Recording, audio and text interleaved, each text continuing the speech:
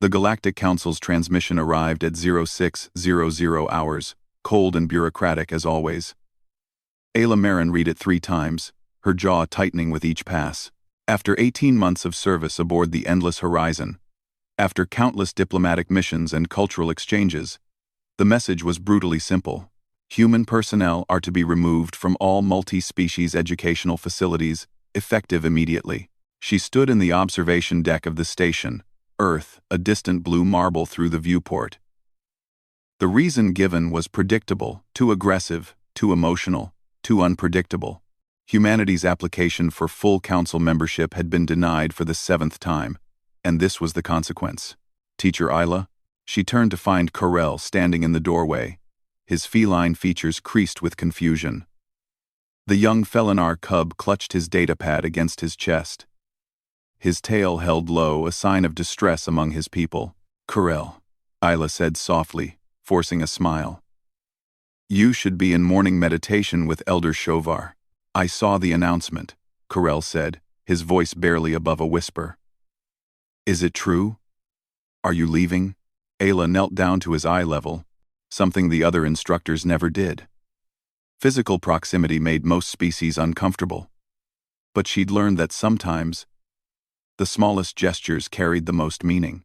Yes, she said simply.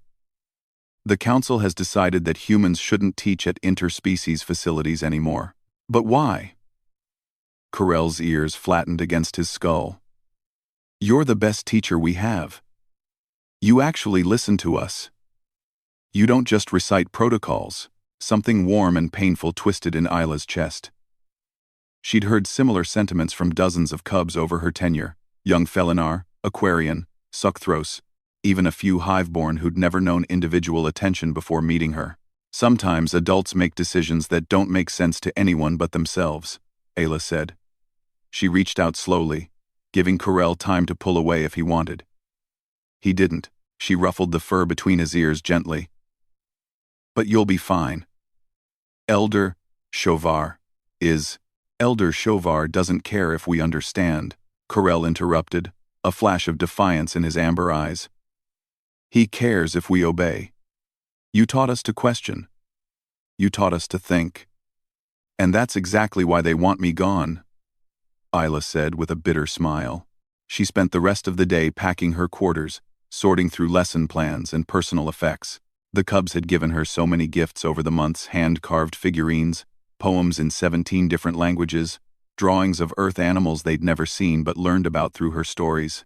At 1,400 hours, her door chimed. She opened it to find not 1 cub, but 12. Corell stood at the front, a small travel pack slung over his shoulder. Behind him stood cubs of 6 different species, each carrying their own belongings. What are you doing? Ayla asked, her heart beginning to hammer. We're coming with you, Corell announced. You absolutely are not, Ayla said firmly. Your families. My clutch mother gave permission, chirped Sira, a young Aquarian whose bioluminescent spots flickered nervously. She said if Teacher Ayla is too dangerous for the Council, then the Council is too foolish for me. My Hive Queen said the same, added Vex, one of the Hiveborn. His voice carried the harmonic undertones of collective thought. She said humans understand what it means to be individual and united. She wants me to learn that. Ayla looked at each of them in turn, seeing the determination in young faces that had learned from her not just mathematics and xenobiology, but something far more dangerous: independent thought. This is insane, she breathed. The Council already thinks humans are dangerous, Corell said. His tail had regained its confident posture. If we leave with you, we prove them right. And maybe that's exactly what needs to happen. Your parents have approved, Corell said, holding up his datapad. Message after message scrolled across the screen, each from a different family unit, each granting permission for their cubs to continue their education under human instruction. The implications crashed over Ayla like a tidal wave. This wasn't just about her anymore. This was about dozens of species who'd seen something in humanity that the Council refused to acknowledge. Not aggression or unpredictability, but passion, creativity, and the revolutionary idea that authority should be questioned, not blindly followed. Where would we even go? Isla asked. Earth, Corell said simply. You told us about your universities, your libraries, your tradition of free thought and open debate. His ears perked forward. Take us there. Teach us there. Isla looked at the young faces staring up at her cubs, who'd chosen to risk everything based on 18 months of lessons about critical thinking, empathy, and courage. The council had ordered her to leave, expecting obedience. They'd expected her to slink away quietly. Another failed human experiment in galactic integration. They hadn't expected this. Pack warm clothes, Isla said finally, her voice steady despite the magnitude of what she was about to do. Earth can be cold, and we have a lot of work ahead of us.